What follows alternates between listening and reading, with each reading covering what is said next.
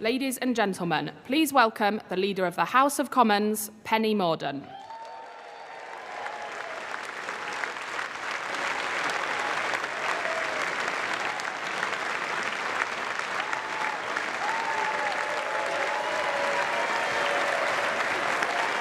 Wow.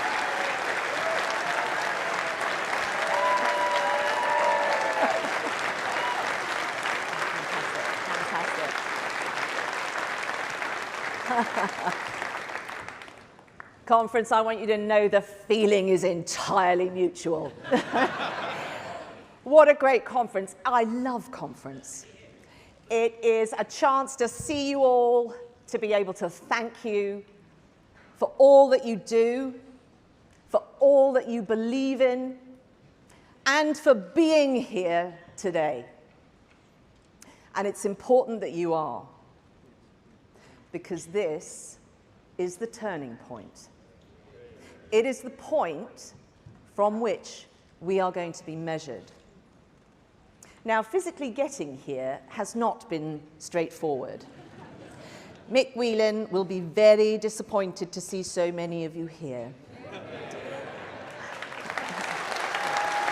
Absolutely, absolutely. But we are quite used to people trying to disrupt our conference. Whether you're a new member, and this is your first conference, or you have been a stalwart of the party for decades, you have all had to stand up to bullies.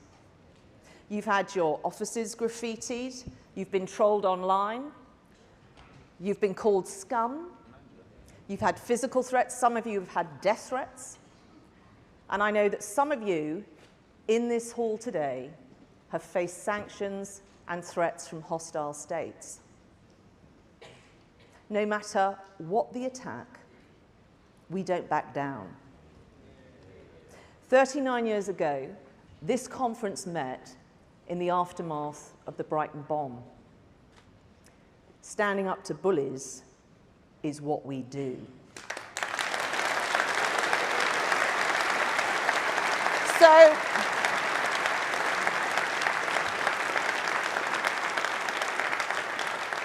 So I know that you are a tough bunch, and that strength comes from a deep motivation to serve and respect for the rights of the individual. And I am glad of that courage, because what I have to say to you today is not for the faint-hearted. Conference, we face the fight of our lives. And our country needs us again to stand up and fight. Stand up and fight against the odds, against the polling, against the sneering commentary, against the inevitability of decliners and the despite Brexiters. Stand up and fight against the sanctimonious claptrap of a Labour Party who have forgotten their MRSA-infected hospitals, their soaring council tax and fuel duty, mass youth unemployment, and the economic mess they left us to sort out. Stand up and fight.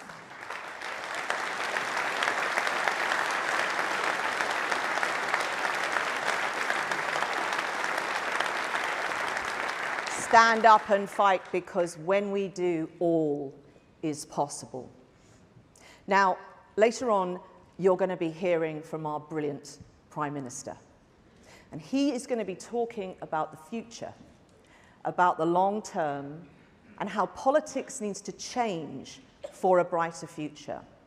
But for the time I have with you, I want you to cast your minds back.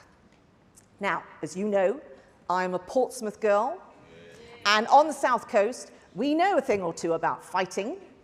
Over the years, we have been in one scrap after another, and my city still bears the scars to this day. Many of you in this hall will remember the 1980s. I know what you're thinking. Mordaunt couldn't remember the 1980s. She's far too young. Conference, I have to tell you, I was there. And one of my first memories was standing on the hot walls in Portsmouth, and I was watching HMS Hermes take the Falklands Task Force out of the harbour. And I stood proud that day. I knew, watching those men and those ships, that my country stood up to bullies. Those men and those families knew that some would not be coming back. It was deeply moving, and it moves me still to think of it. You see, it was the moment I realized courage is infectious. You see, that is what the Conservative Party is for. That is what this nation is for. We stand up and fight. We are the party and country that stood up and fought Nazis and fascists. We are the party and country whose resolve enabled superpowers to end a Cold War. We are the party and country that sent my classmates' fathers and ships from my dockyard to stand up and fight for the rights of the Falkland Islanders to self-determination, all against the prevailing wisdom that it could not and should not be done. We are the party and country that have stood from the start with Ukraine. We are the party and country that stood up for democracy, who gave our countrymen the choice to join a European trading bloc, and 40 years later, the choice to leave what it had become. We are the party and country that transformed the sick man of Europe into a titan on the global stage, who stood up and fought against militant trade unions and broke their chokehold on Britain. A few brave people with courage and conviction and love of country who thought about the long term, not short-term popularity, who knew what needed to be done and took on the bullies to achieve it. Margaret Thatcher and every single person that stood with her and fought for a better future. Now, Conference, I happen to know that Lord Tebbit is tuned in to our proceedings from home. And I think we should all send him a message. Norman, we remember you today, and we thank you.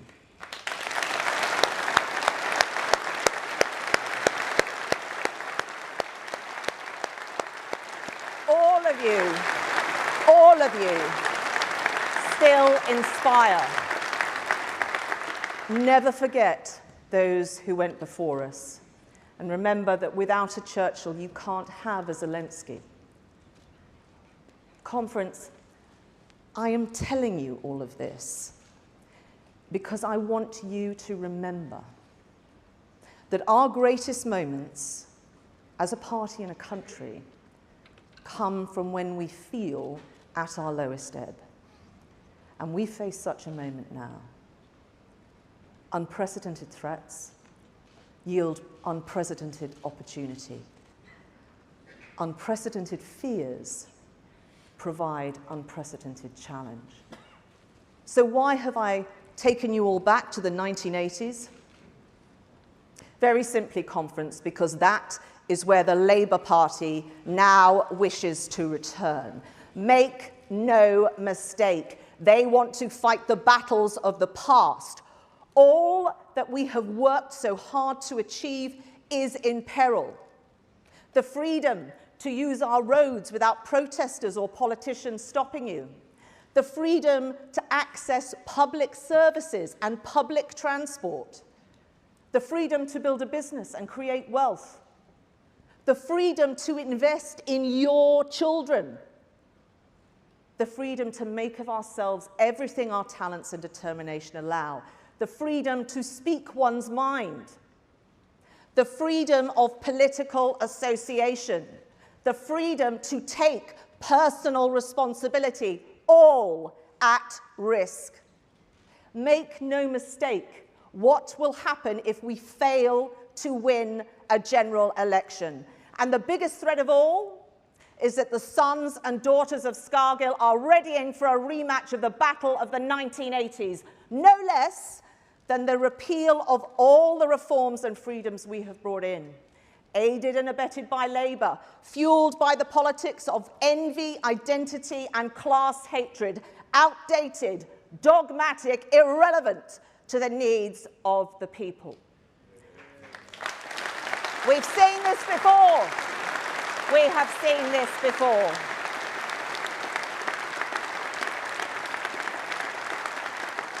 The Labour-controlled City of Birmingham Council, following the Labour-controlled Liverpool City Council into scuttling around, handing out redundancy notices to its own workers in the wake of bankruptcy. We have seen this movie before. They want to return us to the 1980s. Conference, we are not for returning.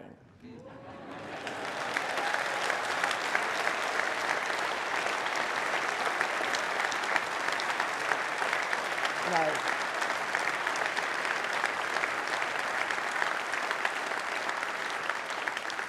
We must never again let this country to be subject to the bully boy barons of militant trade unions, the Matt Racks, the Mick Lynches, people who say they are going to defend your community while destroying it. People who say to hard-working families, the best way they can make ends meet is to drive those ends further apart by going on strike. People who tell you your cancelled operation on your National Health Service that you fund is a price worth paying for them to meet their agenda. People who want to turn the BMA into the NUM. Conference, we have seen this all before. We must never again let this country be tortured by the rack and the lynch mob. They are the iron fist, the iron fist. So now, let me tell you about the velvet glove. The smooth, silky, red velvet glove that would give them cover. You see, conference, I don't know about you, but I do not trust the leadership of Keir Starmer to be able to stand up to the iron fist. Why? Because he is not even capable of standing up to Mark Drakeford and his plans for an independent Wales. No. 20-mile-an-hour independent Wales. Or Sadiq Khan and his taxes on the working poor, or Angela Rayner and her trade union charter. He is incapable of standing up and fighting. He doesn't believe in anything. He doesn't stand for anything. Who is he? A few years ago, he wanted you all to think he was Jeremy Corbyn. He sat in his shadow cabinet knowing full well what that would mean if that man ever got into Downing Street, what it would mean for our defences. He watched while colleagues of Jewish heritage were driven from his party. And at the turn of this year, he wanted you all to think he was Neil Kinnock. He used the exact language that Kinnock used in that fantastic conference speech he made when he took on the hard left of Hatton and Heffer. And at that moment, we Conservatives, we cheered. We cheered Kinnock because we recognised his courage. We recognised his motivation because it was ours too. It didn't matter that he was our opponent. He was fighting for our country. When has Sir Keir ever done that? No. Starmer has emboldened militant trade unionism and voted against protecting the public access to the services they pay for. And now, in Act 3, he wants you all to believe he's Tony Blair. Starmer will do anything and say anything to win an election. And that is where his ambition ends, along with the power that he will cede to his union paymasters and an NEC which needs a focus group to tell it to sing the national anthem. He will not stand up and fight for anything or anyone. He won't stand up for you. More likely, he's going to lie down. Lie down in the street with Just Stop Oil. Lie down with the Lib Dems and the SNP. Lie down with Ed Davey, the man that makes Tim Farron look like a giant. Yeah.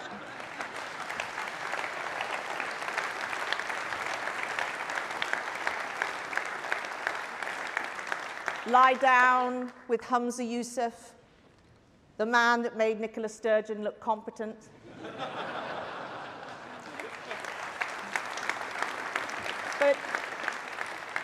But just think for a moment what that would mean for our relationship with the EU and for the union of our precious United Kingdom.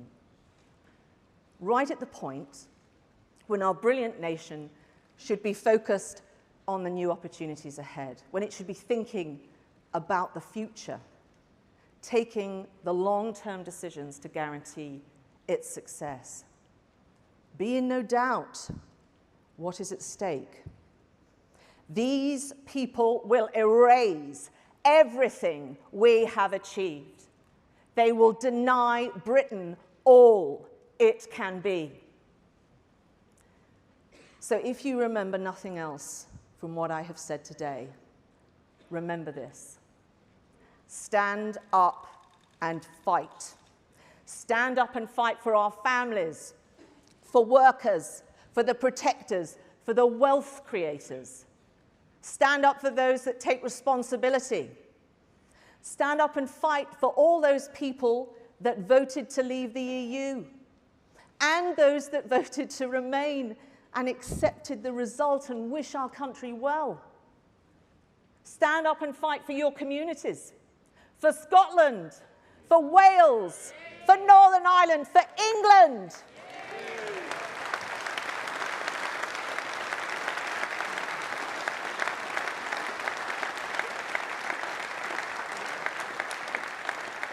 stand up and fight for the freedoms we have won, against socialism, whether it is made of velvet or iron. Have courage and conviction, because when you do, you move our countrymen, our communities and capital of all kinds to our cause. Stand up and fight, because when you stand up and fight, the person beside you stands up and fights. And when our party stands up and fights, the nation stands up and fights. And when our nation stands up and fights, other nations stand up and fight. And they stand up and fight for the things upon which the entire progress of humanity depends. Freedom. That is what conservatives do. That is what this nation does. Have courage. Bring hope. Stand up and fight. Stand up and fight. Thank you, conference.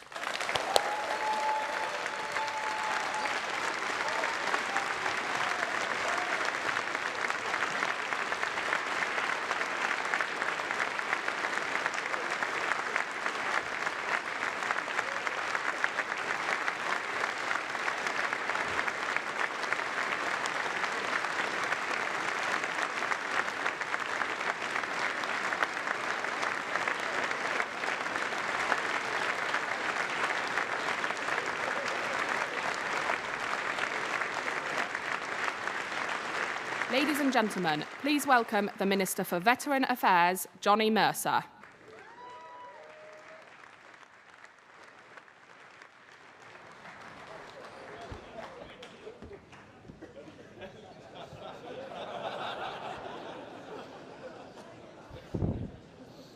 If there's any consolation, I was quite surprised they gave me the slot as well.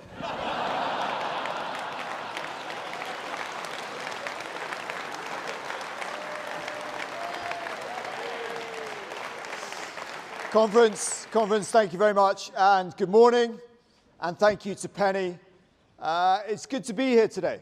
It's good to be here because these are important days.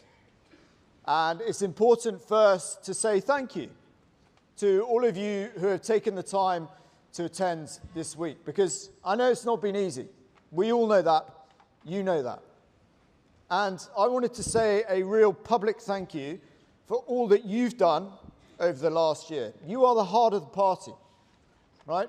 The volunteers who are simply there because you believe in our mission, in what the Conservative Party is trying to do. It's been hard, and I acknowledge that. But I've got one purpose standing here before you today. Because yes, I'm a campaigner, an irritating, ruthless campaigner for veterans' rights.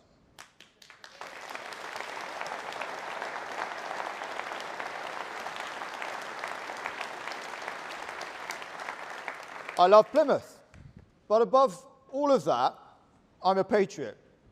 And the truth is, we stand at a crossroads. And I want us to really focus on what lies ahead. Because out there's a country that is yearning to be won over, that really does not want to vote and have a Labour government. They want to change. They want a change that works better for them. Everyone wants change after 13 years. Just ask my wife.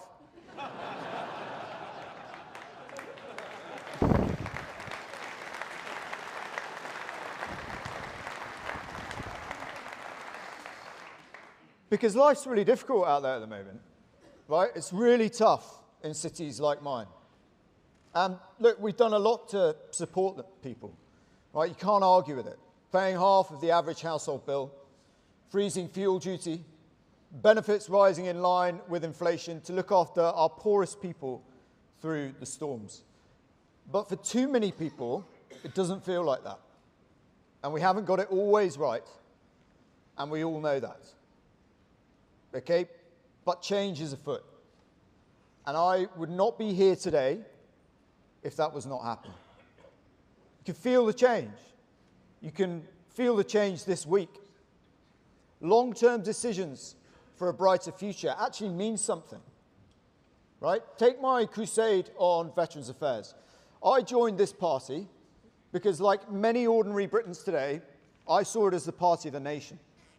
Moderate, patriotic, committed, and values-driven. I believed that if I could show the values that were missing in the care of my generation of veterans of Afghanistan, this party would close that gap. Because it was a values thing. It was a values thing. How we look after those who serve. Those who, instead of shouting loudest about their country outside yet another party conference, those who actually crossed that threshold and were prepared to sacrifice body and mind for our way of life, for our country, for our values. And in the last 30 years, we have seen politicians repeatedly failing to take the long-term choices for our veterans. But this PM has been different from the start. And I would not be here if he wasn't. He made a conscious decision straight away that we were going to follow in the footsteps of our American, Australian, Canadian, and other peer nation allies and change our structure of government to better look after our veterans.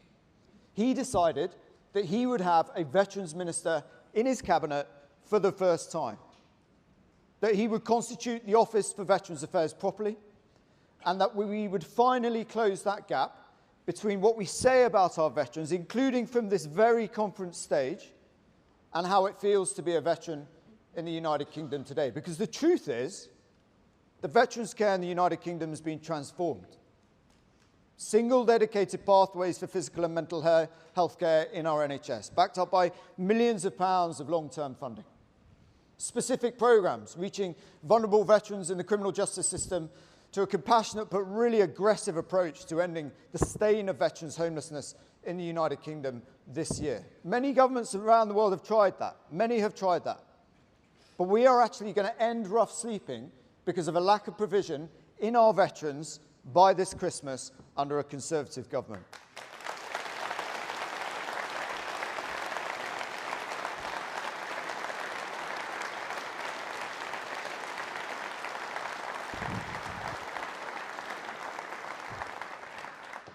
And finally, that totemic scourge on the lives of our extraordinary people who served in Northern Ireland has been removed. The hounding of these special people who stood against terror and violence in Northern Ireland on our behalf was appalling. It was a stain on our nation. Not just on the veterans community, but the nation as a whole. The sight of these men being arrested in their 80s, dragged back to Belfast, hounded literally to death. It was a totemic symptom of a nation's moral ambivalence to those who served. To end that was about hard choices, right? It was about principles. It was about honesty, about what could be achieved in that space. It talked about who we are as a party, who the Prime Minister is as a man, his character, what he believes in. It was about values. And with the Northern Ireland Legacy Act, we have now achieved that change. I pay tribute to Chris at the Northern Ireland office, of course. But mostly, I pay tribute to the unstinting bravery, patriotism and courage of that generation of veterans who served in Northern Ireland. I know you have not always felt it, but your sacrifices brought the peace that we have today in the United Kingdom, and we are unequivocal in our admiration and total respect for your service, and I hope you can begin to feel that now for yourselves as well.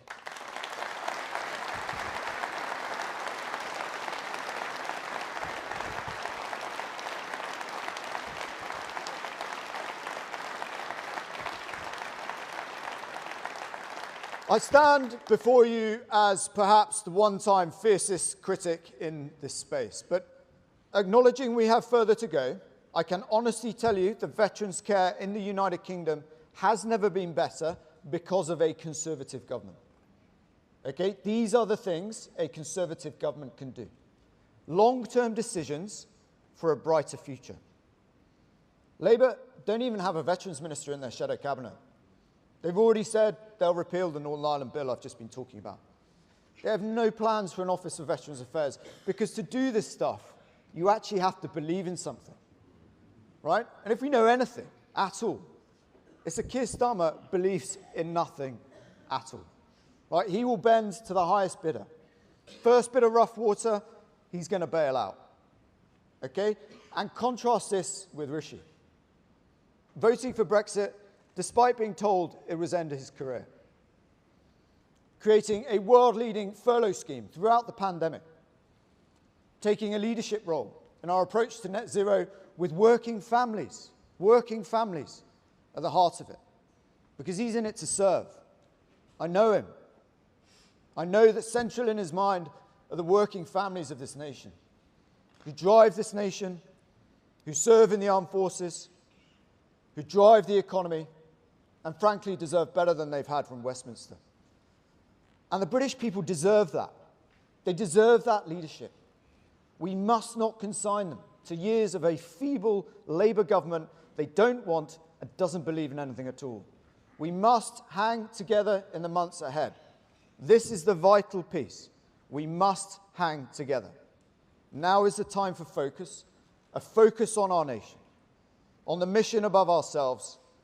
If we do that, I'm convinced we can get there. Let's get to it.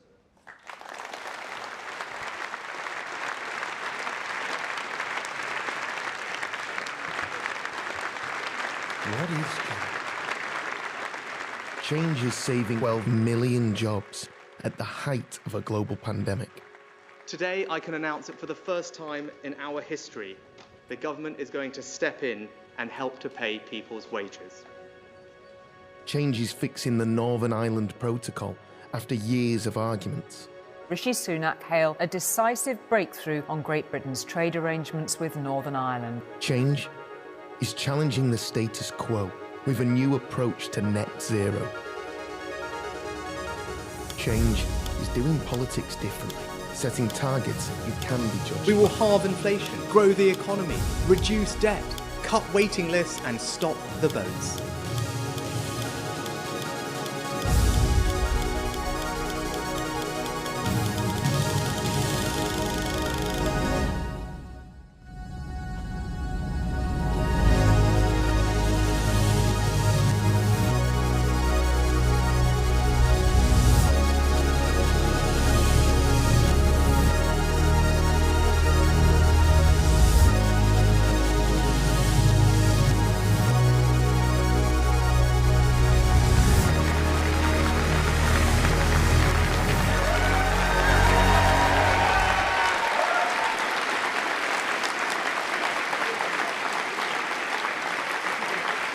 Good morning. Good morning.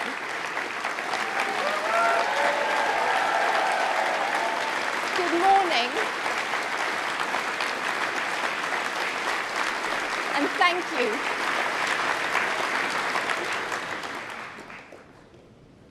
Okay. Well, I just got away with good morning. We're almost at good afternoon. But yes, you're absolutely right. I'm not on the agenda for today. A bit of a surprise addition, shall we say. And a surprise for my husband too, who has no idea what I'm going to say. When I told our lovely girls, Krishna and Anushka, about being here today, they were also quite surprised. But look, the reason why I'm here is really quite simple. And it's because Rishi and I are each other's best friends. We're one team. And I could not imagine being anywhere else but here today with all of you to show my support to him and to the party.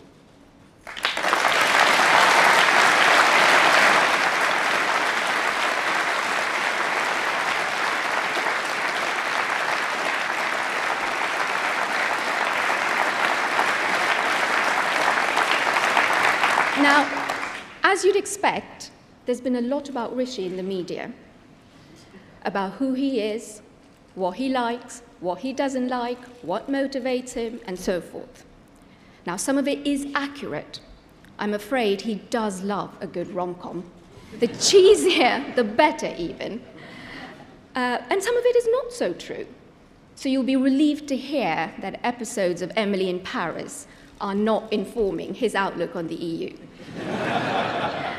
But in all seriousness, though, as we gather here today to look to the future of the UK, I'm so grateful to have this chance to talk to all of you about the man who is leading us there. Now, let me start with one word that sums up my husband, and that is aspiration. Aspiration runs through his DNA like it does this party's. Aspiration is what drove his family many years ago to move to the UK. And aspiration is what drives Rishi to build for a better country and a better life for all our young people to look forward to. Rishi and I met when we were 24, when we were both studying abroad in America. Right from the very beginning, I was struck by two things about him. No, not his smart suits or his love for hoodies. He actually didn't own either back then. But two much more important things. His deep love for his home, the United Kingdom, and his sincere desire to ensure as many people as possible have a chance to have the opportunities he was lucky enough to have had. It completely energized him. At the time, I wondered if this passion was just youthful optimism. Today, I'm not sure youthful optimism is a term you can still use about a man in his 40s. But Rishi's energy and passion for the future of this country are as strong as ever. That is why he has been a lifelong Conservative. That is why he entered politics almost a decade ago. And that is why it is the greatest honor imaginable for him to be Prime Minister, leading the country and the party he loves.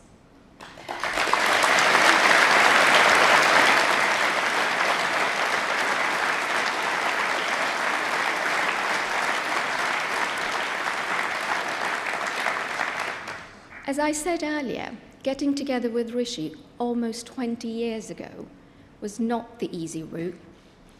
It meant, in our early days together, a complicated, long-distance relationship. But let me tell you, on the other hand, being with Rishi was the easiest decision of my life. He's fun, he's thoughtful, he's compassionate, and he has an incredible zest for life. But what drew me to him most was his strength of character, his honesty, his integrity, with a firm understanding of right from wrong. It's what I'm still drawn to even today, after 14 years of being married. As you may know, Rishi is the son of a GP and a pharmacist. His parents moved to the UK from East Africa with very little, but they built here a life for themselves and for their children. For Rishi's dad, being involved in his patients' lives beyond the doctor's surgery was a big part of how he saw his role.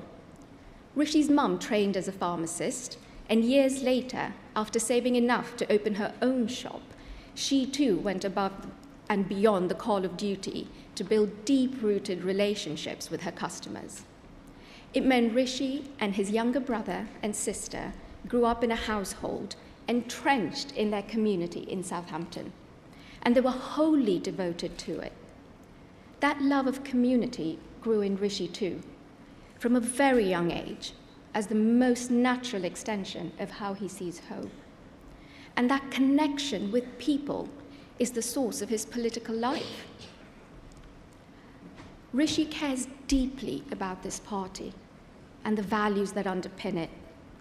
I would like to take this opportunity to thank you all for the support you've already shown him and for the warm welcome you've given our young family. Please know that Rishi is working hard to do the right thing for the country, not just for now, but for the long term. with honesty and with integrity. That is why he has told some hard truths already, and knowing him, he'll continue to do so. He shares your values, and he knows how much you care about the future of the UK, but also about the struggles and the challenges that people are facing today, and the potential we all see in a better tomorrow, not just for a few, but for everyone in our country.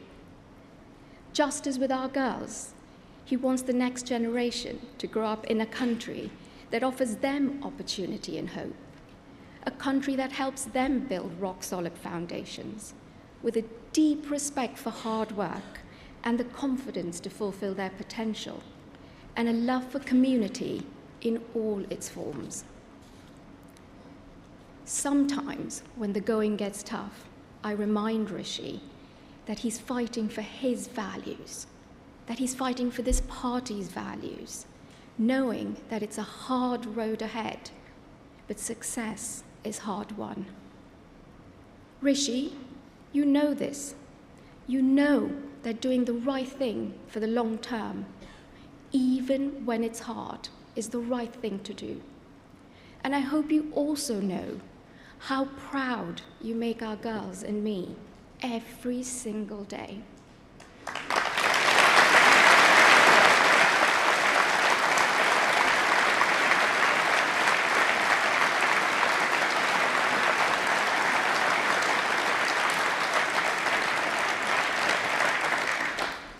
Conference, thank you for letting me gate crash to tell you a little bit more about the Rishi that I know, and the Rishi that I hope most people will come to understand.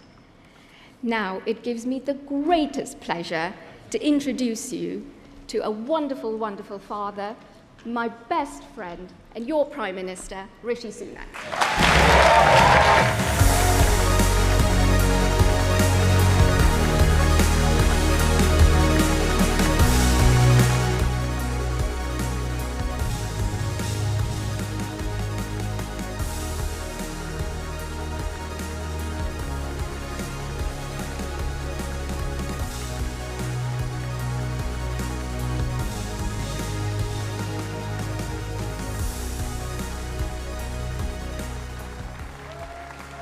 Thank you.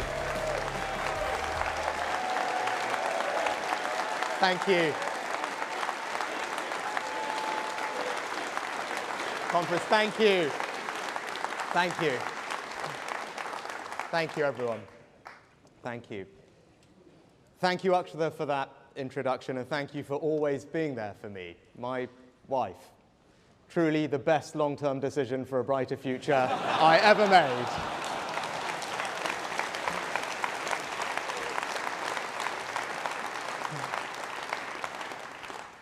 I've been blessed in my life.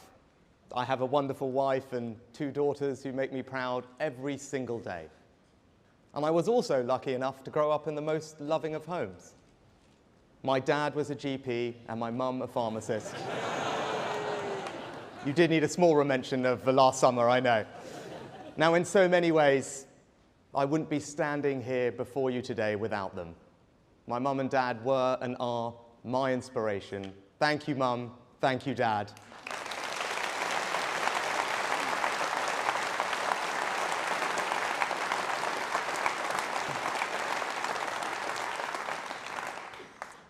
Like so many of us in this hall, they understood the importance of community and made sure that I did too.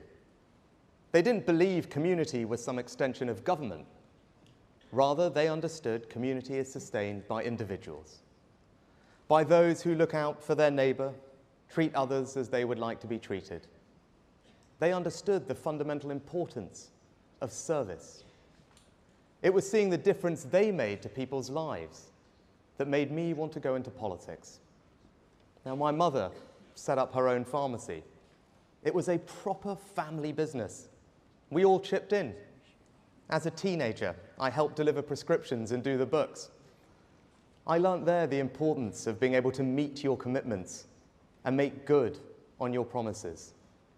And my parents are long retired now, but the Sunak pharmacy left me with a lasting respect for every small family business. This Conservative Party, the party of the grocer's daughter and the pharmacist's son, will always be the party of enterprise, the party of small business.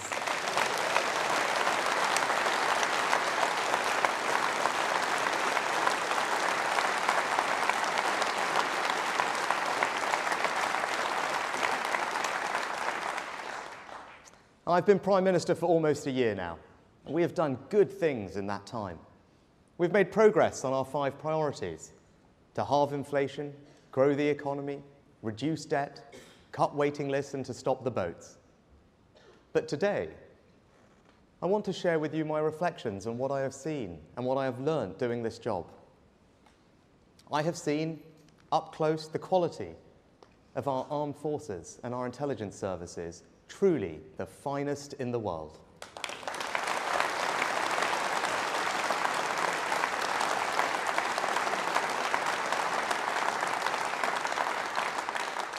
The debt of gratitude we owe them is why we are making this the best place to be a veteran.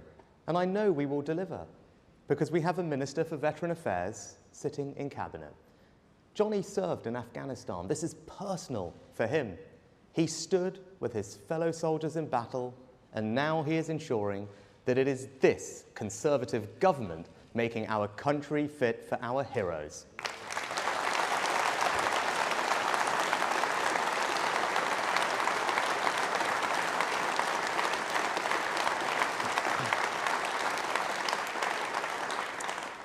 We've backed our military with record investment. Working with Ben, a great defence secretary, we put the defence budget on a sustainable footing. And now Grant will ensure that our advanced AUKUS submarine alliance with Australia and the United States keeps the world safe for decades to come and creates jobs here at home. And through our leading role in NATO, we remain the bulwark of European security. All testament to this country's global reach and influence and our determination to take long-term decisions in the national interest. By contrast, just remember that not once, but twice, Labour tried to make a man Prime Minister who didn't believe in NATO, who would have surrendered our nuclear deterrent, and who blames Britain for every problem. Sir Keir Starmer might want us to forget about his repeated support for Jeremy Corbyn, but we never will. You can never trust Labour with our country's security.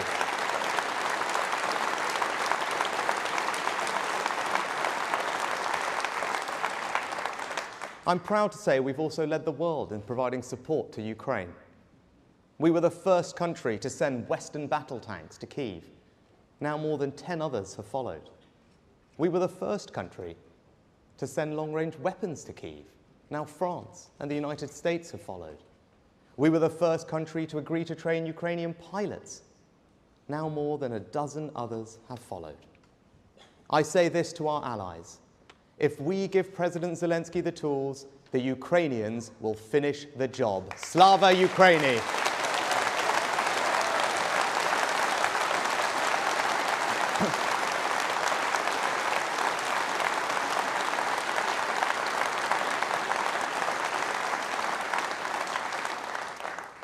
Doing this job, I meet and talk to inspirational men and women across our country. You see that our most potent strength, our most powerful resource, our greatest hope is our people. But what I've learned is that there is an undeniable sense that politics just doesn't work the way it should. The feeling that Westminster is a broken system, and the same goes for Holyrood, Cardiff Bay and Stormont. It isn't anger. It's an exhaustion with politics. In particular, politicians saying things and then nothing ever changing. And you know what? People are right. Politics doesn't work the way it should. We've had 30 years of a political system which incentivizes the easy decision, not the right one. 30 years of vested interests standing in the way of change. 30 years of rhetorical ambition which achieves little more than a short-term headline. And why? Because our political system is too focused on short-term advantage, not long-term success. Politicians spent more time campaigning for change than actually delivering it. It doesn't have to be this way. I won't be this way. Conference, our mission is to fundamentally change our country.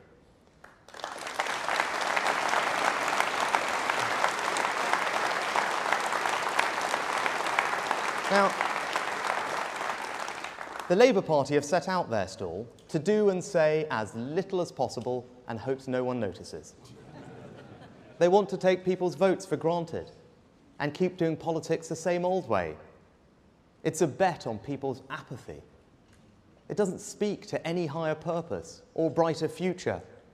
It is about power for the sake of power. It is, in short, everything that is wrong with our politics. So if this country is to change, then it can only be us who will deliver it. Because if we do not, our growth will be stunted. More places will be left behind, and ever more of our time will be spent debating the side issues and symptoms rather than the deeper, more structural challenges we face. We won't allow this to happen. So where a consensus is false, we will challenge it. Where a vested interest is placing itself above the needs of the people, we will stop it.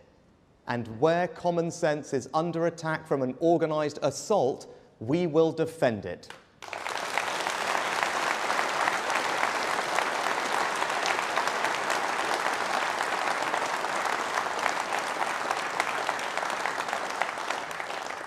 Today, I will set out how we will achieve this, beginning with a set of long-term decisions to build a brighter future for our children and to fundamentally change our country. And Conference, you can already see my approach in the course I charted on net zero.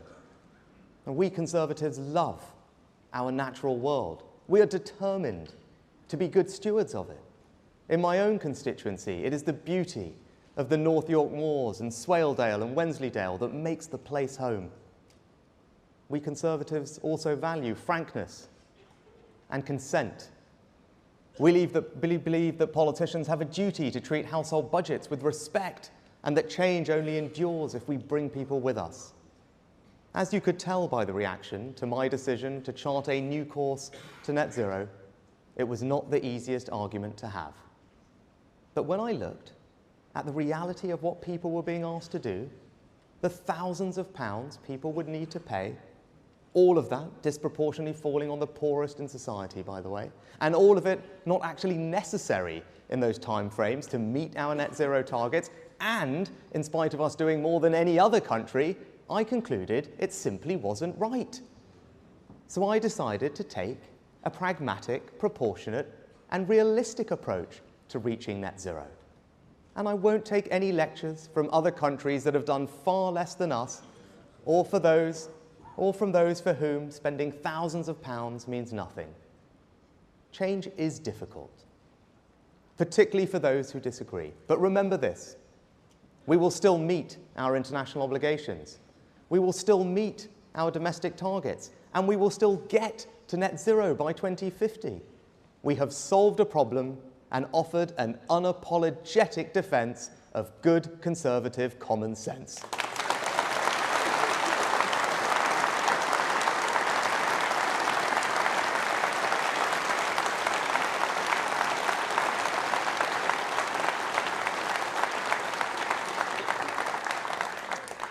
So as much to the country, I make this promise to all of you in this hall. As I did last summer, I will tell it as it is. I will lead in a different way, because that is the only way to create the sort of change in our politics and in our country that we all desperately want to see.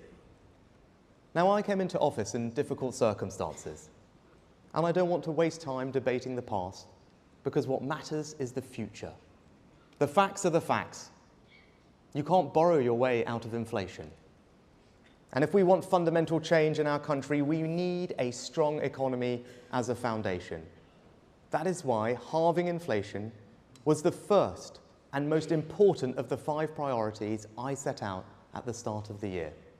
Everything we want to achieve requires getting inflation under control. Inflation is the biggest destroyer of all, of industry, of jobs, of savings, and of society.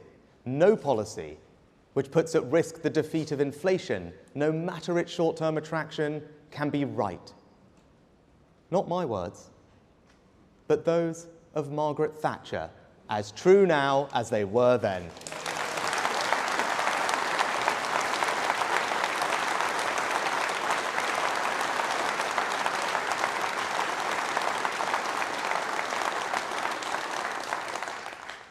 I know you want tax cuts. I want them too, and we will deliver them. But the best tax cut we can give people right now is to halve inflation and ease the cost of living.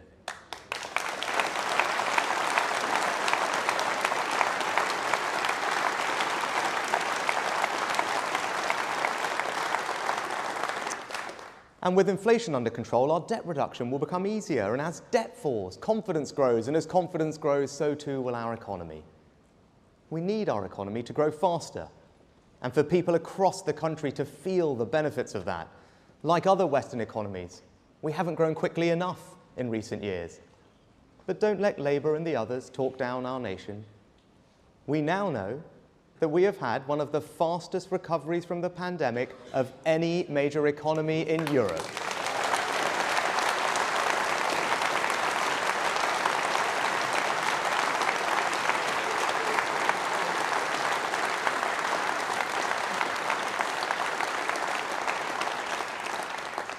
Since leaving the single market, we've grown faster than France and Germany, not despite Brexit, because of Brexit.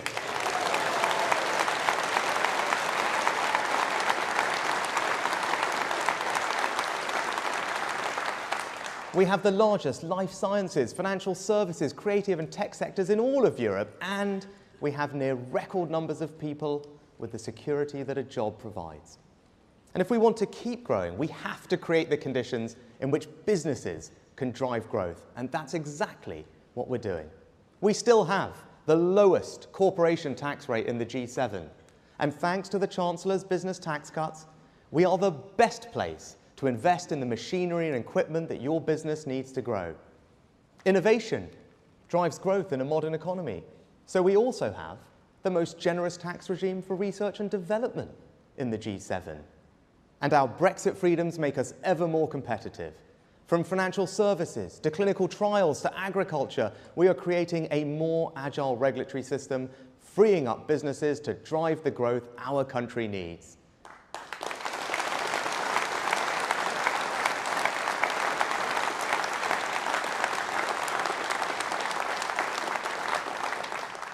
The fact we control our own trade policy now is why we can be the first European country to join the £11 trillion Pacific Trade Pact, linking us to the fastest growing region in the world and opening up new markets for our farmers and great British products. We have new free ports, from the Firth of Forth to the Solent, ensuring the benefits of trade and investment are spread across our country. And thank you, Kemi, for cutting away Brussels red tape and saving small businesses £1 billion a year.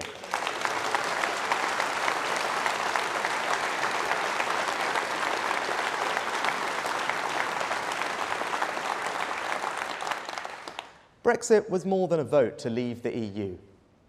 It was a vote to change, to become something more. It was a statement of our belief that Britain could begin a new story, one which reached all parts of our country and everyone in it.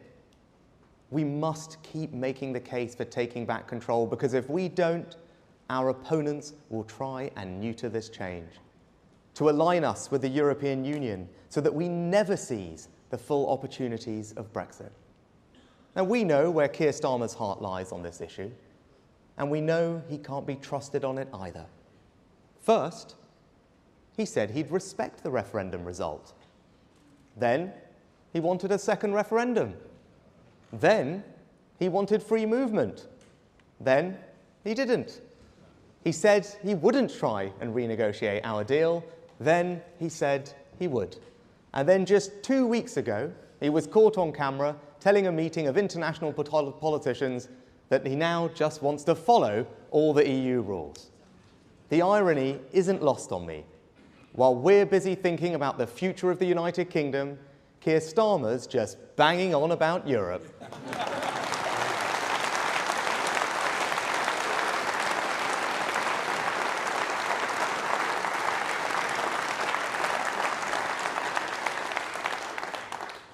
You just cannot know what you're going to get with him. The only thing that is certain is that it won't be what he's promising you. But the worst thing about Sir Keir is that he just says whatever he thinks will benefit him the most. Doesn't matter whether he can deliver it. Doesn't matter if it's true. It doesn't matter if he said the opposite just a few weeks or months ago. He is the walking definition of the 30-year political status quo I am here to end. That is why we have to beat him, and Conference, that is why we will.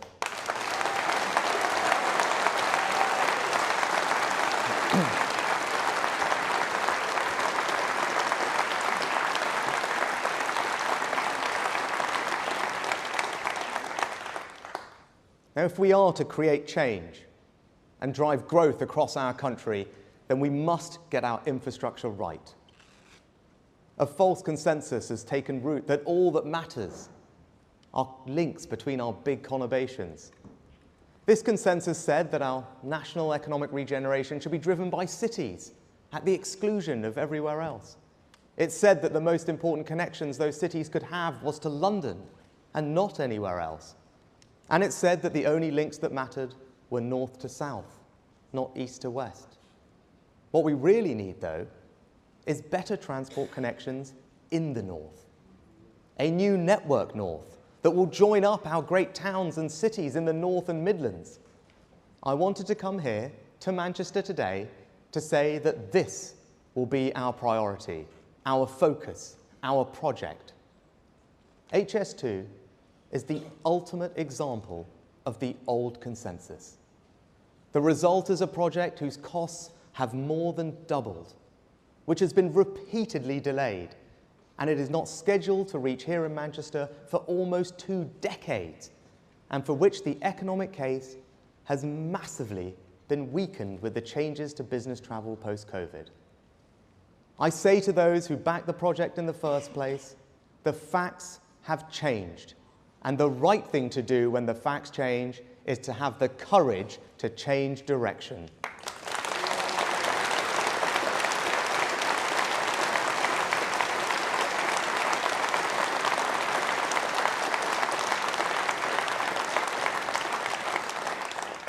And so, I am ending this long-running saga. I am cancelling the rest of the HS2 project. And in its place, we will reinvest every single penny, £36 billion, in hundreds of new transport projects in the North and the Midlands across the country. This means £36 billion of investment in the projects that will make a real difference across our nation.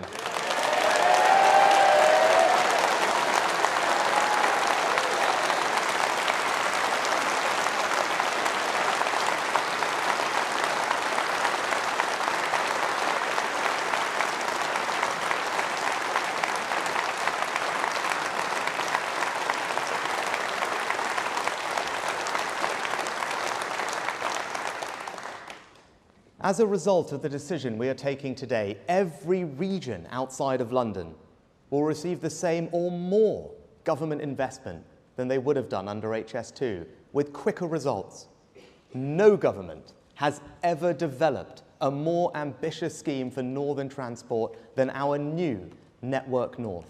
This is the right way to drive growth and spread opportunity across our country, to level up. With our new Network North, you will be able to get from Manchester to the new station in Bradford in 30 minutes, Sheffield in 42 minutes, and to Hull in 84 minutes on a fully electrified line.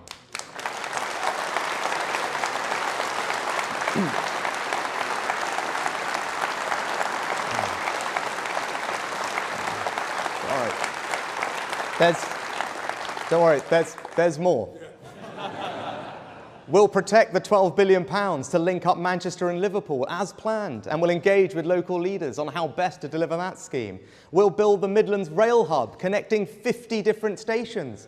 We'll help Andy Street extend the West Midlands Metro. We'll build the Leeds Tram. We'll electrify the North Wales Main Line, upgrade the A1, the A2, the A5, the M6. will connect.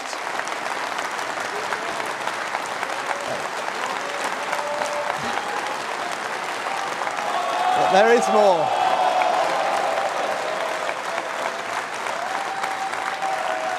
There's lots more. We'll connect our union with the A75, boosting links between Scotland and Northern Ireland. We will fund the Shipley Bypass, the Blythe Relief Road, and deliver 70 other road schemes. We will resurface roads across the country. We'll bring back the Don Valley Line. We will upgrade the energy coastline between Carlisle, Workington and Barrow. Build hundreds of other schemes and keep the £2 bus fare across the whole country.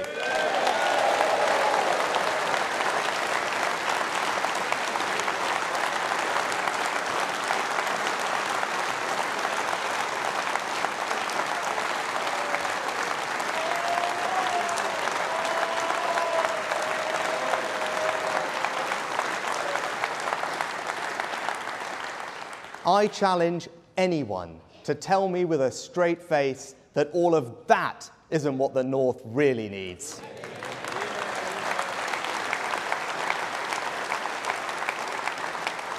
Our plan will drive far more growth and opportunity here in the North than a faster train to London ever would. As John Stevenson and Ben Houchen have long argued, East-West links are more important than North-South ones. Now, given how far along construction is, we will complete the line from Birmingham to Euston. And yes, HS2 trains will still run here to Manchester, and journey times will be cut between Manchester, Birmingham and London by 30 minutes. And I say this to Andy Street, a man I have huge admiration and respect for. I know we have different views on HS2, but I also know we can work together to ensure a faster, stronger spine, quicker trains and more capacity between Birmingham and Manchester.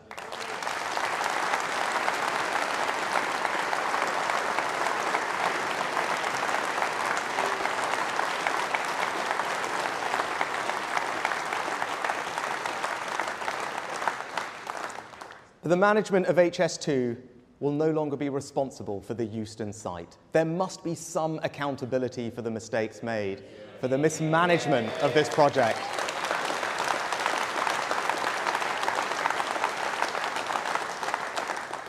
We will instead create a new Euston development zone, building thousands of new homes for the next generation of homeowners, new business opportunities, and a station that delivers the capacity we need.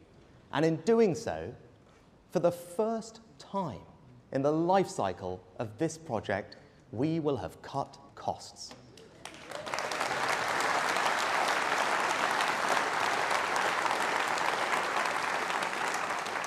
The £6.5 billion of savings that Mark and I are making will be taken from the Euston site and given to the rest of the country.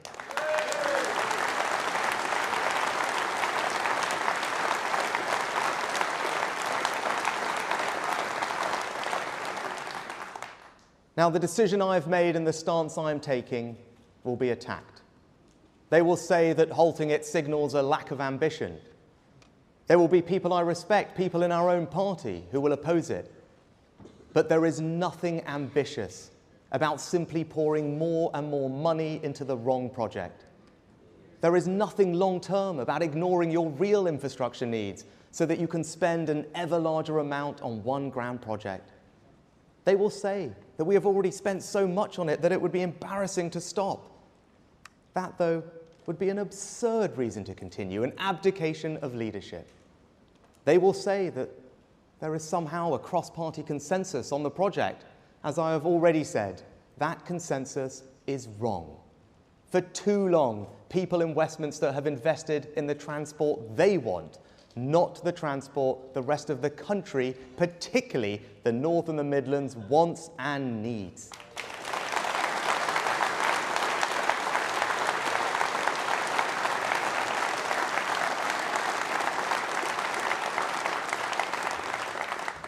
And to those who disagree, who will focus on what I have stopped, I ask you to consider what we have just created with Network North, an alternative which in place of one delayed and overrunning project will now begin hundreds upon hundreds of new projects, large and small, road and rail, bus and train, covering the whole country, that will be delivered faster, that will see every region receiving more investment than they would have done. You can't have both. So those who wish to disagree with me, I respect that. But they should have the honesty to admit that they would now be cancelling the hundreds of alternative projects right across the country that people will benefit from instead. Conference, I think our plan is simply a better long-term investment of £36 billion of taxpayers' money.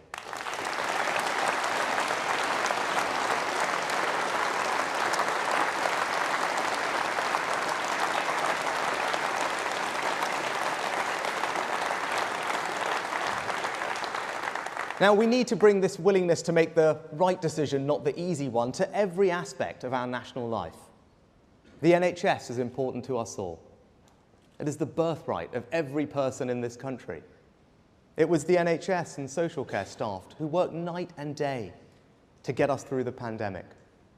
Now, our commitment to the principle of an NHS free at the point of use is immovable. And this Conservative government is putting record resources into our NHS and social care too. But we Conservatives know that you don't measure your affection for the NHS just by how much money you put in, but how you reform it for the challenges ahead. I know that right now waiting lists are patients' most pressing concern. Just as in Scotland and Wales, they have risen because of the pandemic. And now strikes have led to more than 1 million cancelled appointments. Now, this is a reasonable government. We have negotiated and reached pay deals with over 1 million NHS workers, including nurses and hospital porters. We have met the recommendations of the independent pay review bodies for junior doctors and consultants in full. We have cut their taxes on their pensions as they requested. But they continue to demand massive, unaffordable pay rises, and that they have chosen to walk out this week says it all. This strike is all about politics, not patience.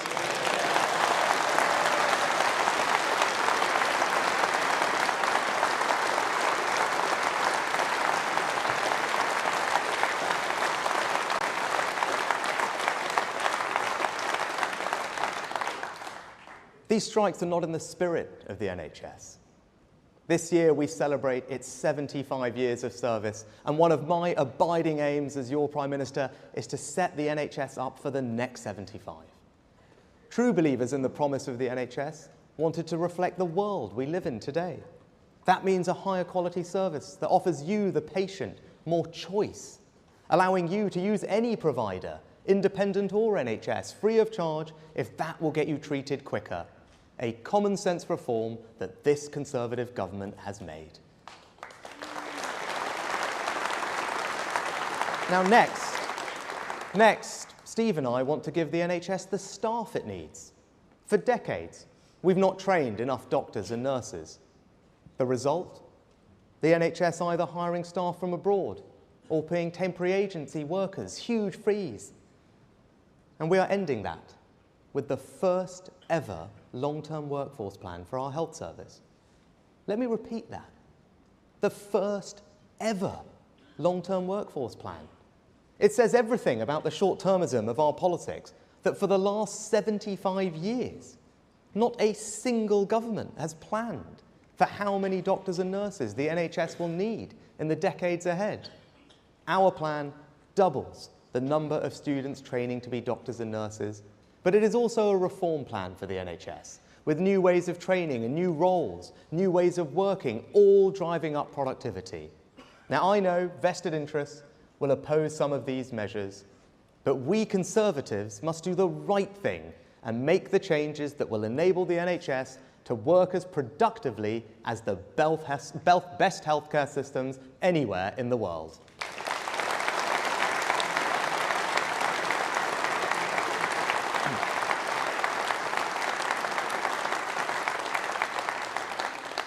And this is what a long-term decision really is. Given it takes up to 15 years to train a consultant, there's no politics in this investment. It's not about credit. It's about our kids and their kids. They'll get a much better and stronger NHS. And that's why we're here. That's why we Conservatives do what we do, up and down the country, from Whitehall to Town Hall. We're building a better future for the next generation. But to ease the more fundamental burden of demand on the NHS, we need more preventative care to stop people having to go to hospital in the first place. We must tackle the single biggest, entirely preventable cause of ill health, disability and death, and that is smoking. In our country, smoking causes 1 in 4 cancer deaths. It kills 64,000 people a year and leads to almost 1 hospital admission every minute. It significantly increases the risks of strokes, heart disease, dementia and stillbirth.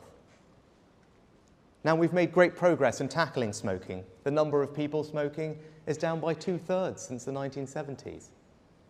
But if we are to do the right thing for our kids, we must try and stop teenagers taking up cigarettes in the first place. Because without a significant change, thousands of children will start smoking in the coming years and have their lives cut short as a result.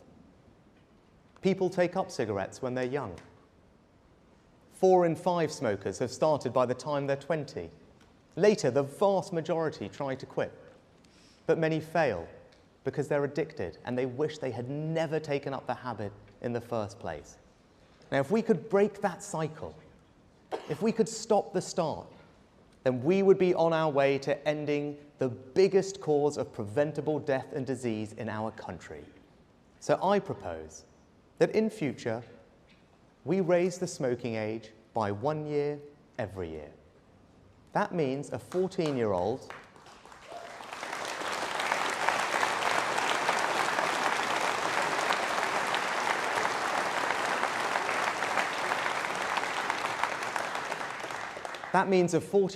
today will never legally be sold a cigarette, and that they and their generation can grow up smoke-free. Now, we know this works. When we raised the smoking age to 18, smoking prevalence dropped by 30% in that age group. When the United States raised the age to 21, the smoking rate dropped by 39% in that age group. Smoking places huge pressures on the NHS and costs our country £17 billion a year. We have a chance to cut cancer deaths by 1/4, significantly ease those pressures and protect our children, and we should take it. This is not a values judgment on people who smoke. I don't believe it would be fair to take away the rights of anyone to smoke who currently does so. And the vote on this in Parliament will be a free vote, as the bar on smoking in public places was, and raising the smoking age to 18 was. There will be no government whip. It is a matter of conscience. And I want you all and the country to know where mine is. For a Conservative, measures that restrict choice are never easy. I know not everyone in this hall will agree with me on this, but I've spent a long time weighing up this decision. Simply put, unlike all other legal products, there is no safe level of smoking. And what has ultimately swayed me is that none of us, not even those who smoke, want our children to grow up to be smokers. And this change can make that a reality. It will save more lives than any other decision we could take.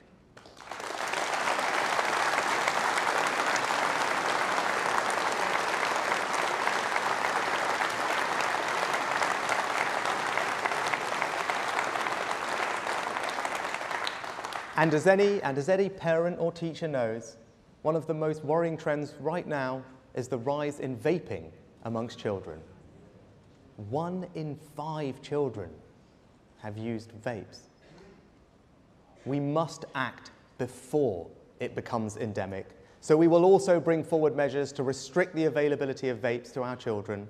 looking at flavours, packaging, displays and disposable vapes. Now, as Prime Minister, I have an obligation to do what I think is the right thing for our country in the long term. And as Conservatives, we have never shirked that responsibility. We have always been at the front of society, leading it. And when we have the tools at our disposal to deal with the biggest cause of preventable illness and death in our country, to cut cancer deaths by a quarter, to significantly reduce long-term pressure on our NHS, and to do for our children what we all in our heart of hearts know is right, we must act, we must lead. Conference, we must put the next generation first, and that is what I will do.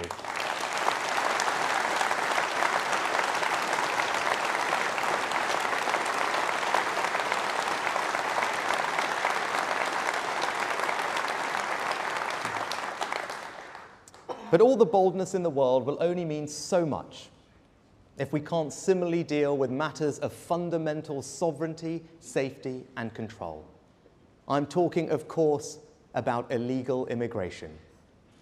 It is non-negotiable that you, the British people, decide who comes here and not criminal gangs.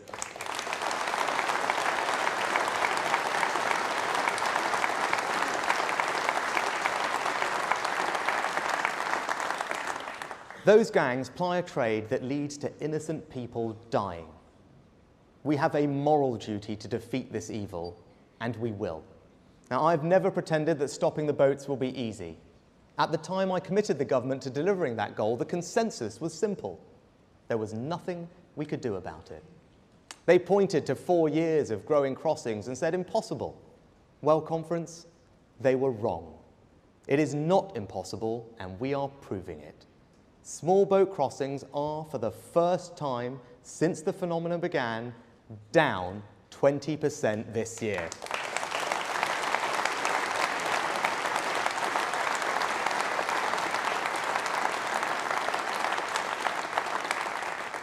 All while entry into Europe is up. We are by no means where we want to be, but don't let anyone tell you we aren't making progress. We are, and we will get there. Our new law will ensure that if you come here illegally, you will be detained and swiftly removed. Now, I am confident that once flights start going regularly to Rwanda, the boats will stop coming. Just look at how our returns agreement with Albania has seen the numbers coming from there fall by 90%. I am confident that our approach complies with our international obligations.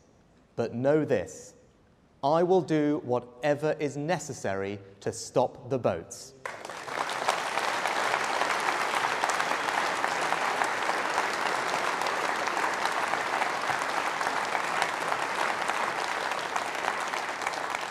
Now, by contrast, Labour's plan is to cook up some deal with the EU, which could see us accepting around 100,000 of Europe's asylum seekers. If your answer to illegal migration is to increase it, you clearly just don't get it, and that is why we have to stop them.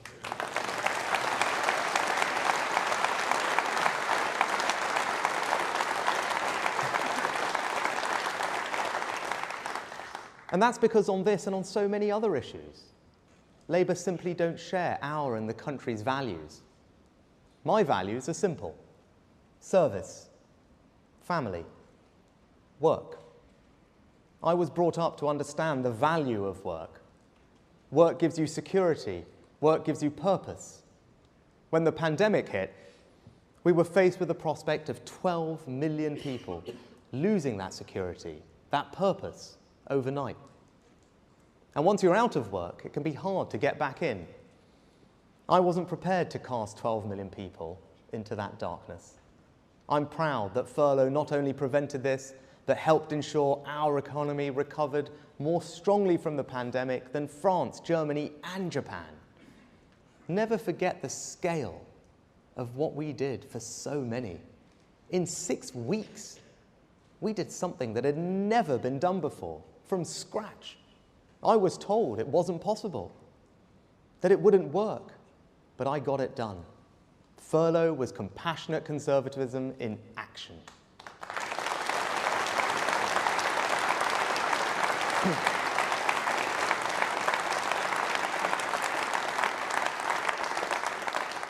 If furlough was one thing that helped us get through COVID, then Ian Duncan Smith's welfare reforms were another. The old system could not have coped with the pressure in the way that his universal credit did.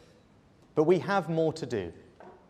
We must end the national scandal where our benefit system declares that more than 2 million people of working age are incapable of actually doing any. That's not conservative. That's not compassionate. That must change. In 2011, 1 in 5 of those doing a work capability assessment were deemed unfit to work. But the latest figure now stands at 65%. Are people 3 times sicker today than they were a decade ago? No, of course not. It's not good for our economy. It's not fair on taxpayers who have to pick up the bill. And it's a tragedy for those 2 million people being written off. I refuse to accept this, and that is why we are going to change the rules so that those who can work do work.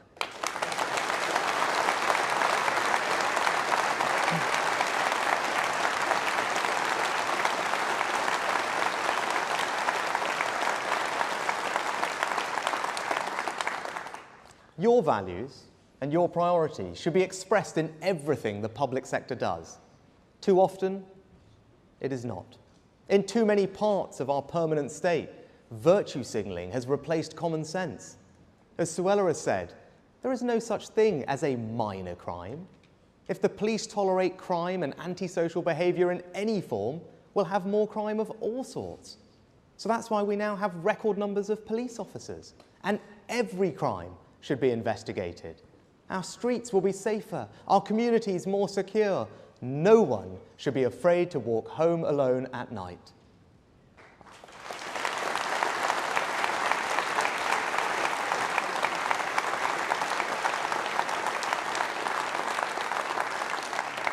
And our London mayoral candidate, Susan Hall, is doing a great job of holding Sadiq Khan to account for his failings on policing. Londoners, you will be safer with Susan.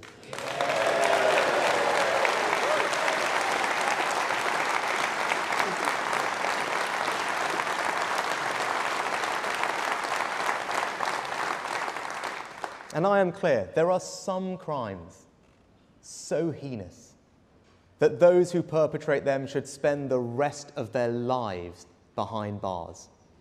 So I can confirm that we will legislate for sexual and sadistic murders to carry a full life term with no prospect of release.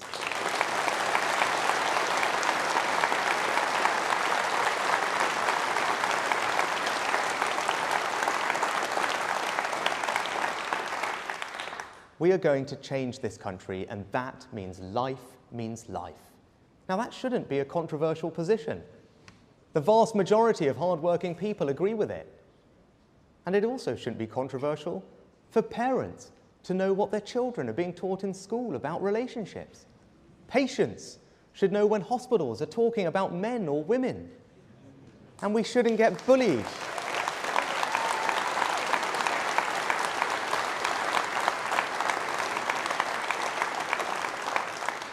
And we shouldn't get bullied into believing that people can be any sex they want to be. They can't. A man is a man and a woman is a woman. That's just common sense.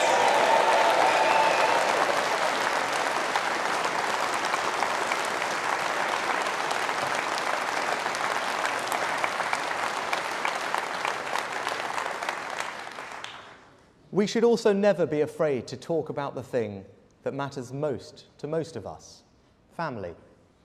Whenever you want to talk about family, someone whispers, "Is that wise, Prime Minister?" You'll be accused of promoting a one-size-fits-all view. But in this Conservative Party, the party that legislated for same-sex marriage and is investing record amounts in childcare, we know that what matters is that love cascades down the generations.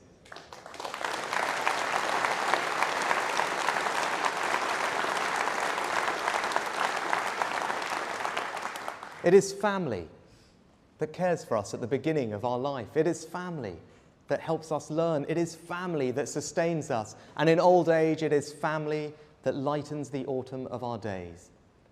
Family matters. And as proud Conservatives, we should never be afraid to say that.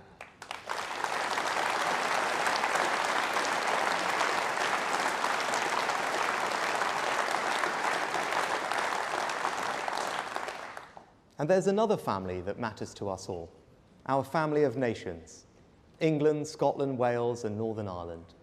Today, our union is the strongest it has been in a quarter of a century. The forces of separatism are in retreat across our country. Nicola Sturgeon wanted to go down in the history books as the woman who broke up our country, but it now looks like she may go down for very different reasons.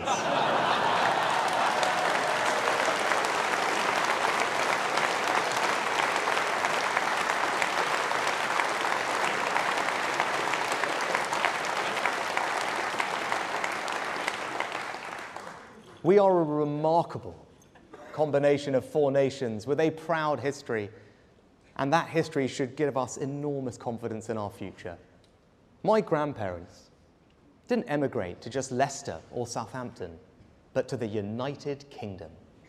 They came here because our country stands for a set of values. We are the home of fair play, the best of British. We are the place for those who want to add to our national story.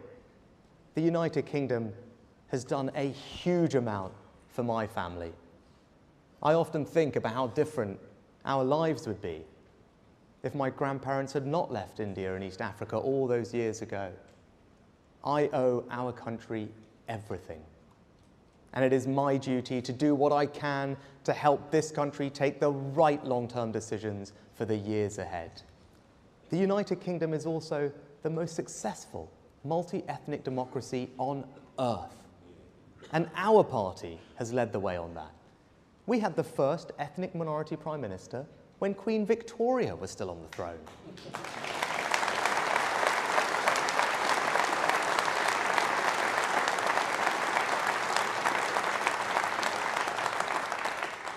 We've had 3 female prime ministers, and I stand before you today as the first non-white leader in our country's history.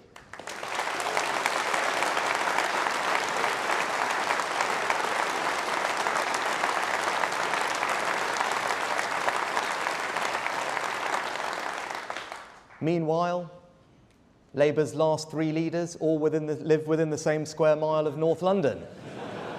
Now, when the Richmond Conservative Association selected me in North Yorkshire, people in other countries couldn't understand it. One American magazine even sent a reporter to Yorkshire to write about how a candidate of the wrong race could cost the Tories one of the safest seats in England. But they should not have projected their own prejudices onto our country.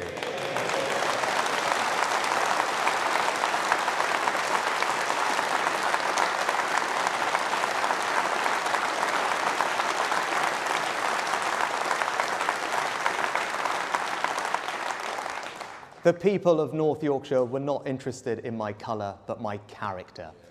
Never let anyone tell you that this is a racist country. It is not. My story is a British story. A story about how a family can go from arriving here with little to Downing Street in 3 generations. What does the Conservative Party offer a family of immigrants? The chance to become Energy Secretary, Business Secretary, Home Secretary, Foreign Secretary, even the chance to become Prime Minister.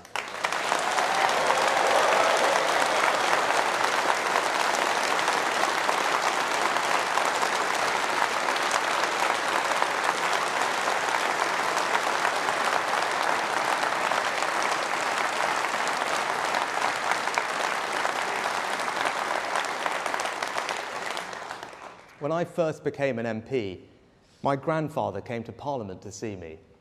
As we stood in Westminster Hall, on that floor which Disraeli and Churchill had walked across so many times, my grandfather suddenly got out his mobile phone and started to make a quick call. I was a new MP and I wasn't quite sure whether phones were allowed there or not. And I said, Nanaji, can't you just wait a moment? And he replied that he was calling the landlady he had when he had first arrived in this country. He said to me, I just wanted to tell her where I was standing. Now, I am proud to be the first British Asian Prime Minister, but you know what? I'm even prouder that it's just not a big deal.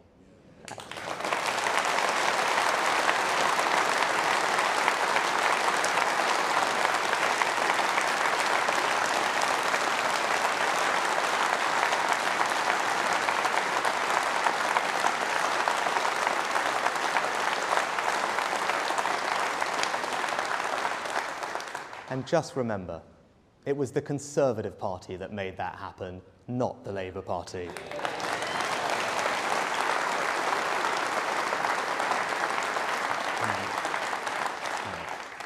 Now, if we want to change the direction of our country and to build a better future, nothing is more important than making our education system the best it can be.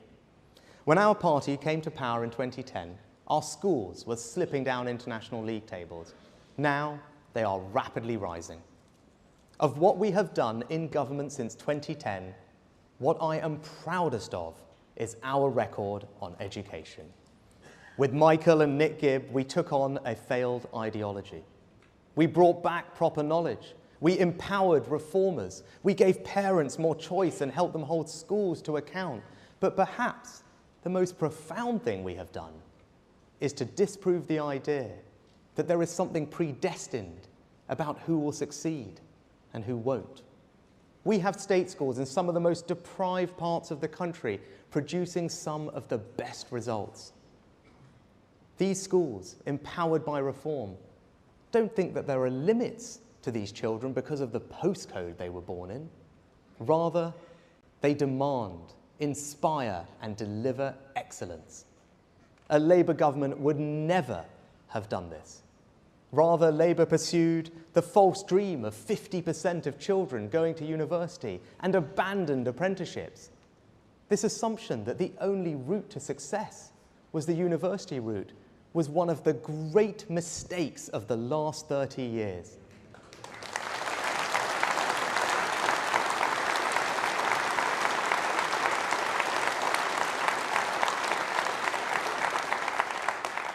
It led to thousands of young people being ripped off by degrees that did nothing to increase their employability or earnings potential. So we are stopping universities from enrolling students on courses that do nothing for their life chances. Under us, no more rip-off degrees.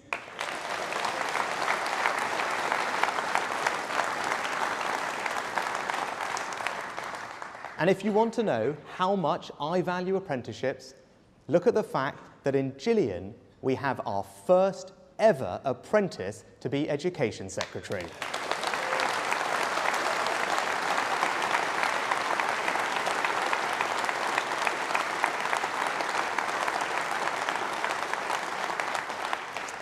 Today, I want to build on these Conservative achievements and take a long-term decision to address the problems with our 16 to 19 education system. Technical education is not given the respect it deserves. Students don't spend enough time in the classroom. A quarter of our children leave education without the basic literacy and numeracy they need to fulfill their potential. And our students study too narrow a range of subjects. Today, I am changing all of that, pulling one of the biggest levers we have to change the direction of our country. We will introduce the new rigorous, knowledge-rich, advanced British standard, which will bring together A-levels and T-levels into a new single qualification for our school leavers. First, this will finally deliver on the promise of parity of esteem between academic and technical education, because all students will sit the advanced British standard. Second, we will raise the floor, ensuring that our children leave school literate and numerate, because with the advanced British standard, all students will study some form of maths and English to 18 with extra help for those who struggle most. In our country, no child should be left behind.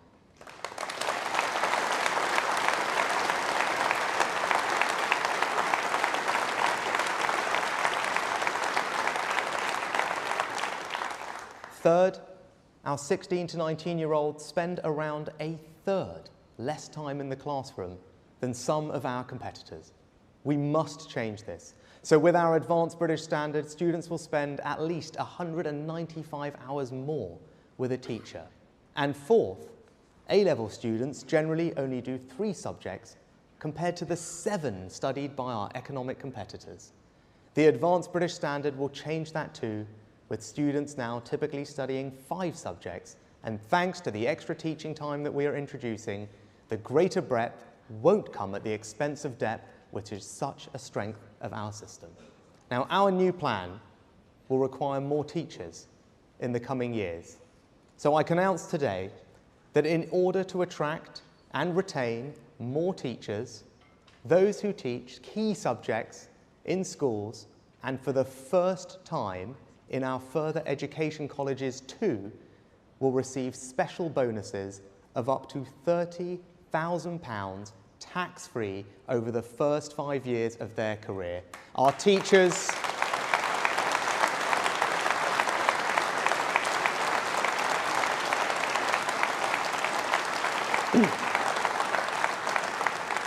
Our teachers do one of the most valuable jobs in our society, and we should reward them for that.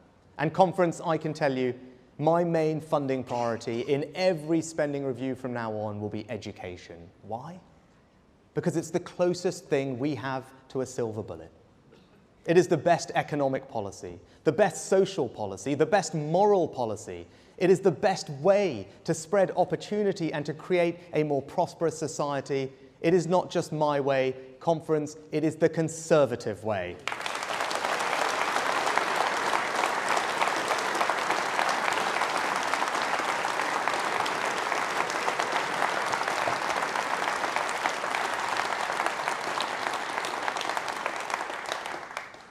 I know times have been tough. We have all had to deal with unprecedented challenges. And I will be straight with you. We have mountains to overcome still. But today we have made 3 huge decisions to change the direction of our country. We will give Britain the infrastructure it needs, protect the long-term future of our NHS and cut cancer deaths by a quarter, and create the best education system in the Western world to set up our children for the opportunities of the future. If we commit, if we come together, we can achieve truly great things. We can build a country where work is truly valued, where welfare is a safety net and not a way of life, where small businesses drive our economy, where innovation makes life better, where our NHS is properly funded and properly reformed, where our children are the best educated in the Western world, whether that's at university or, yes, through an apprenticeship, where the scourge of antisocial behaviour is treated as the crime it is and not some social condition, where for the most violent offenders life means life, where the people and their government decides who comes here and who can't, where the next generation can achieve the dream of owning their own home, where the elderly grow old with dignity and where the young grow up with opportunity, where decency and mutual respect bind communities together, where the very idea of Britain is a symbol of hope and stability across the world, and where our United Kingdom remains united.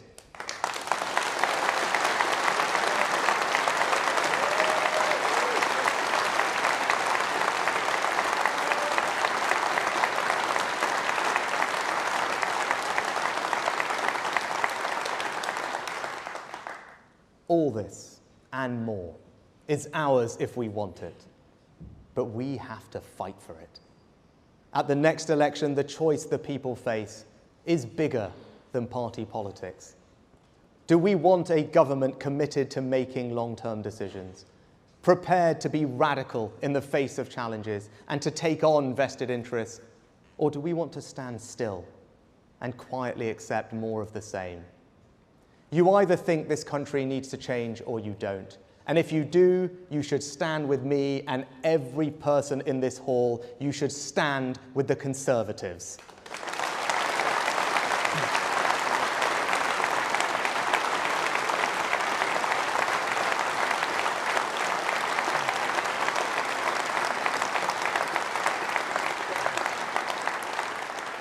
Today, this party put the needs of the British people first. We've taken the decision many should have done, but didn't. We've ended the HS2 drama, and in its place will embark on a full-scale national reinvestment in the infrastructure people actually use and want, and the skilled workforce who will build it. And no more hiding. No more pretending in the face of overwhelming evidence. Too many sons and daughters, fathers and mothers are lost to lung cancer, heart disease, dementia, stillbirth, and we can change that. Today, we went beyond ideology and put the people first again, and committed ourselves to ensure our children and grandchildren can be the first generation that doesn't have to suffer the false choice to quit smoking or not, because they will never have started. Today, we set a course for our education system that will set our children up for the opportunities of the future. No more rip-off degrees, no more low aspiration, no more denigration of technical education, just the best education system in the Western world. We will be bold, we will be radical, we will face resistance, and we will meet it. We will give the country what it so sorely needs and yet too often has been denied: a government prepared to make long-term decisions so that we can build a brighter future for everyone. Be in no doubt, it is time for a change, and we are it. Thank you.